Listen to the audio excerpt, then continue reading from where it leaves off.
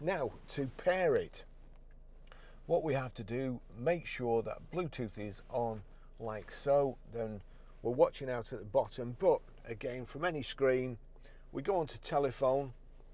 No phone connected. Connected device now, yes. Search for Bluetooth devices, yes. As I say, we're watching out at the bottom. Discovery Sport is searching.